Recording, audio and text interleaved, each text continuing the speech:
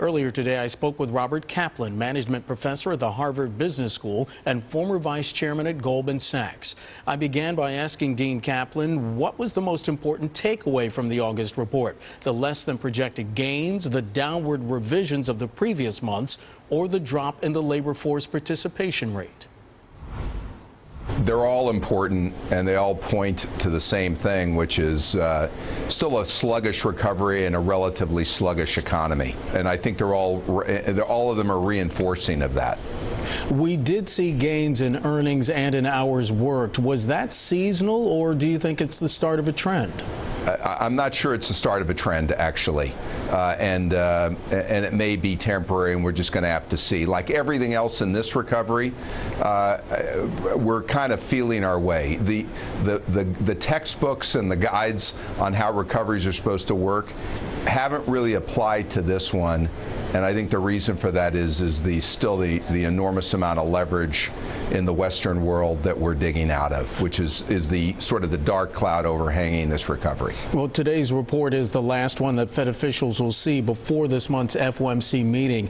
Will the numbers give policymakers pause about scaling back monthly bond purchases? This isn't exactly the substantial labor market improvement the Fed wanted to see before it begins tapering.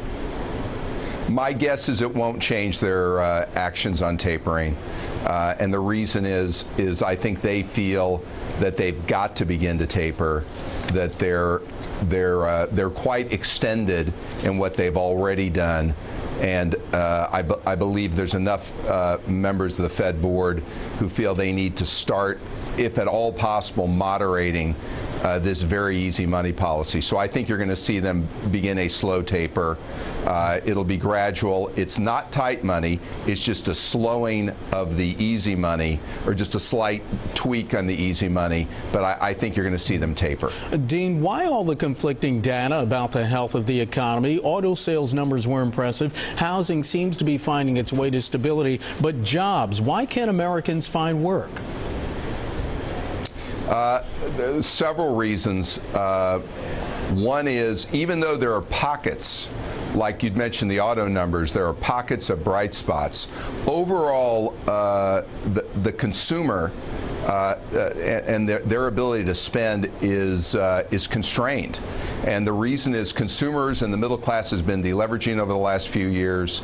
They are spending more, but it's still not that robust. Mm-hmm. We've also had some fiscal policy actions that have been a little bit contractionary. And businesses are continue to be very cautious. They went through great trauma in 08 and 09. They're aware of the fact that the governments of the Western world need to deleverage and that emerging markets are not as robust as they might like, and they're being careful. They're being very careful, and I think technology also plays a role in that wherever possible businesses use technology as opposed to adding jobs, and so when you wrap all that up together, it means bright spots but still very cautious hiring. Dean, you said they're being very careful. Is this economy weakening again, meaning that more headwinds are to come? I don't think it's weakening. I think it's slowly improving, but the key word being slowly.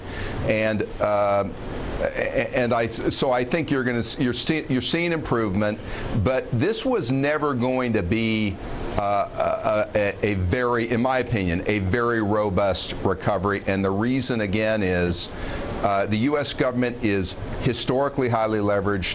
The European governments are historically highly leveraged. The Fed has countered the need to deleverage there and the need for the economies to deleverage by historic easy money policy, which has helped create stimulus. But the fact remains these economies and the governments need to deleverage, and so you're going to see sluggishness. I think it's a good sign that we're seeing improvement, but you're not going to see the 3% and 4% and 5% GNP growth that we have in previous economies, because we're more leveraged today than we've ever been, at least in our lifetimes. Dean, we have about a minute left. I was wondering, any thoughts on what's going on with the Fed? We did hear today from the White House that the president will be delaying naming his nominee to be the next Fed chairman until after the situation in Syria starts to die down somewhat. Any thoughts on who might be the next chairman? Because we've heard three names. We've heard Mr. Summers, Mr. Cohn, and Ms. Yellen. Yeah, and I'm just reading the tea leaves based on what I read and what I know. I think they'd like to appoint Larry Summers. They're worried that there's going to be resistance. But it certainly, the tea leaves suggest to me they'd like to appoint Larry Summers. They're just trying to figure out if it's feasible.